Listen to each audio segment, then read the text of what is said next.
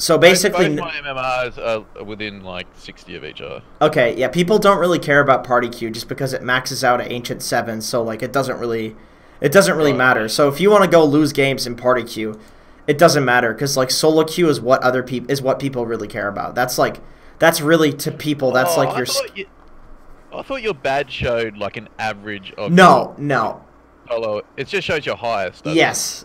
Dude, I think I actually just gained you like 500 MMR with that revelation because now you can go practice shit in party queue.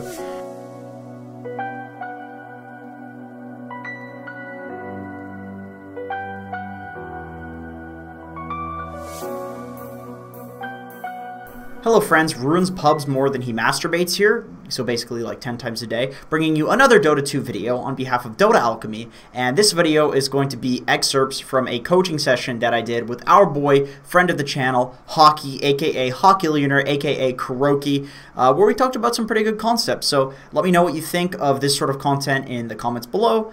Hope you enjoy the video. Because I've done like maybe 4 coaching sessions, and we've only ever talked about laning stage, which is good because that's what I needed. I'm not saying that, but yeah, it'd be interesting just to even hear anything regarding mid or end game, like because I don't even have any concepts. My only concepts are laning stage. Like, yeah, that's the thing is that like it's one of the most skipped things. Like I don't know, there's so much content on laning. It's actually bullshit because there are teams that win from like team fighting, like professional teams. I mean, that win from team fighting, from good lane rotations, from good split pushing, and these are not laning stage concepts. These are like post laning stage concepts, and you can be terrible at lanes and lose lanes, and still win Dota by being really good at the mid game concepts. So it is a travesty that nobody talks about it. Part of the game after laning stage is lane rotations. Like typically, what breaks up in the laning stage is that one team will make a rotation. And kill another team's player and then secure a tower in the lane. That's kind of what happens after the laning stage. And it's weird on Coddle because he's not really that great of a ganker, so this isn't like... I don't have any really abilities until 6. Right, this isn't like a particularly good example of a hero to do it on, but let's say you're like a Tiny or something like that. There will hit a certain point where you no longer want to be in this lane, and what you want to do is essentially rotate to another lane. And sometimes, like if we're talking a competitive match, sometimes the best play would actually be to have somebody rotate to your lane, but you're in a pub, so basically you want to be the one that's making the rotation, just because not because it's necessarily the best action, but just because nobody else is going to do it. Like you can't drive other people's heroes for them. So basically what you can do, let's say even if you're like a Coddle, there hits a certain point where like your Mars can free farm against the Morphling, or your PA can free farm against the Morphling, or something like that. And it's kind of like, it is extremely important in a game that your team is the one that makes the first rotation, simply because it increases your chances of winning significantly because you keep the tempo. So for example, let's say you rotate bot, okay? You kill this guy or you bully this guy, and then as a result, maybe he doesn't even die, but it doesn't matter because deaths don't matter in Dota. It's about getting the tempo. So what happens is somebody teleports here to defend him.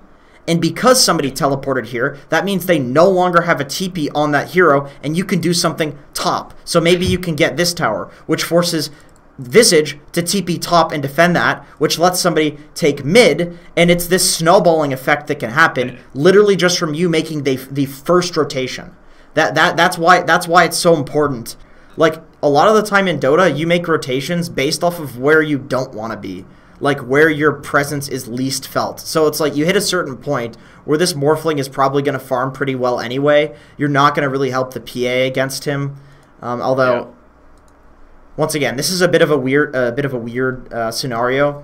So I would say like probably the best location for you to go to, and probably in this game you're not going to be able to take the tempo away from the enemy team just because they have a lot of really good early game heroes such as Visage. So it's pretty hard for you to take the tempo against a team who has like really excellent early game. However, you can like fuck over their period where they essentially should have the tempo. So if you just go to every single lane that this guy is in and constantly illuminate the wave and constantly blinding light the birds, then he can't push any towers. And if this Visage is not winning in the early game, then he's not doing his job, and he's the strongest hero in the game right now. So I would say with Caudle, like, probably your best choice. This is just like a Caudle thing in general, and any hero who has a lot of, they call it outpush. That's what pros call it, outpush. So any hero that could, like, safely sit in trees and just push out lanes. Another good example is, like, let's see, Winter Wyvern. This hero has a lot of outpush because you can use the Splinter Blast from trees. If they go in and try to kill you, you can use the Cold Embrace, Winter's Curse. Caudle, you can like use your ultimate to defend yourself. And let's say you're sitting in here defending this tower forever, and they dive you. You drop the Will-O-Wisp, and it's a fucking disaster for them because they're under your tower. Will-O-Wisp, your team TP's in. That's why people do that on heroes like this, because it is bullshit. It is actually bullshit. I like doing that with him too. Like, that's any lane that's like we're not in. That's what I do. I just go in the trees, I blast, I walk up and more in the trees, blast, sort of thing until they come, and then.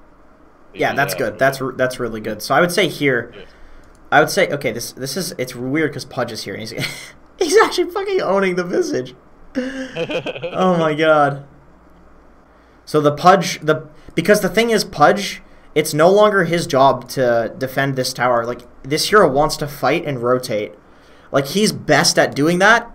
Like, he's better at ganking than you are and fighting than you are, and you're better at tower defending than he is. So why have him defend the tower and have you fighting when it could be the opposite and you'd be doing better? You know what I mean?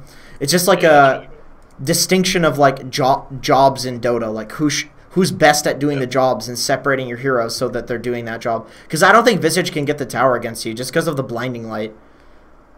Like, all of his shit will miss. At the very least, you'll stall him. And if you can stall his timing such that he doesn't walk top and get this tower as well at this time, it's like... I mean, Dota's like all a game of timings, you know? Like, if you can stop somebody for a couple of minutes when they should be owning, then a little bit later, like... maybe your Mars comes online and just starts fucking people up.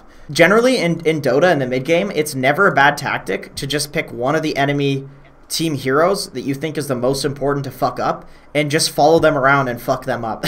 Especially if they're in, like, a higher farm priority than you. So, for example, let's say you're a 5-role support and you can fuck up their carry for, like, 20 minutes and you do it. There's no way you lose that game. No way. Because you're the lowest farmed hero fucking over their highest farmed hero. And I think in this game, like, Visage is their highest impact hero right now. So if you just follow him around and defend his pushes, he gets destroyed. So cool. That's another cool stuff. So it's really important that you set up super early on this. Like, basically, if you see Visage, so you saw Visage with this ward bot. The moment you see him with this ward, you are down here. But guess, you don't TP to this tower, because what this tower's for to TP to is your team to save you if they dive. So you TP to this tower before they actually get there, and you get yourself in the trees as they're getting there, and then that way when your team TP's in, they don't get the extra cooldown on the TP because nobody has TP to the tower. It's really important that on these outpush heroes you set up at the tier 2, at like the other tower early, and you had the ability to with this ward. So, yeah, righto. So TP to the tier 2 and then walk up, and that allows the cooldowns on that tower. Yes, exactly. So cool. So if they TP in... I never would even have thought of that. That's right. And that's the cool thing about learning, like, concepts in Dota, is, like, you can get so good at some of them that you'll just start winning games and you don't even need to know other stuff. So you can see kind of how hard it is to... You're still kind of defending this, but they're going to get it. They're realistically going to get this. And they're also set up already behind the tower, so they can, like, bully you, and you're not in the trees. And so that's just kind of a result of not setting up early.